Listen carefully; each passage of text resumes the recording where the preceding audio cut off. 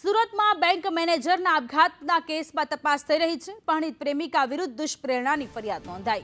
2 મહિના બાદ અડાજણ પોલીસે ફરિયાદ નોંધી. પ્રેમજાળમાં ફસાવનાર પૂજા કાપડિયા સામે એફઆઈઆર. સુસાઇડ નોટ પૂજાના પર્સમાંથી મળી આવી. અપહરણિત અમનને પ્રેમજાળમાં ફસાવ્યો હતો. પૂજાની હાજરી અને આપેલી પ્રતિક્રિયા શંકાસ્પદ છે. વેસુ સ્થિત ઇન્ડિયન બેંક મેનેજરે આત્મહત્યા કરી હતી. સુરતની ઘટના કે ઇન્ડિયન બેંકના મેનેજરે આપઘાત કેસમાં ગુનો દાખલ કરવામાં આવ્યો છે પરણિત પ્રેમિકા સામે. સંવાદદાતા આઝમ ફોન લાઈન પર જોડાયેલા છે. આઝમ, સુરતમાં ઇન્ડિયન બેંકના જે મેનેજર હતા તેમણે સુસાઇડ કર્યું હતું, તે કેસમાં દુષ્પ્રેરણાની ફરિયાદ નોંધાઈ છે.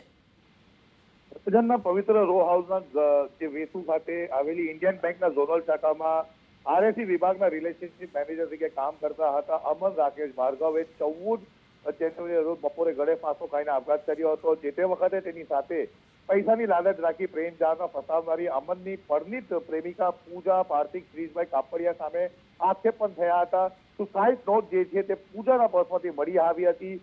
સાથે પૂજા સાથે પ્રેમ સંબંધ હોવાની સાથે લગ્ન કરવા ના પાડ્યાનો ઉલ્લેખ એ સુસાઇડ નોટમાં હતો. જ્યારે અમને આપઘાત કર્યો હતો ત્યારે તે બહાર આવીને કોઈને પણ જાણ કરી શકતી હતી, પરંતુ પૂજાએ તેને આપઘાત કરતા ન રોક્યો હતો. આ તમામ તપાસના 2 મહિનાથી વધુ સમય બાદ આખરે અડાજણ પોલીસે હવે ફરિયાદ નોંધી છે.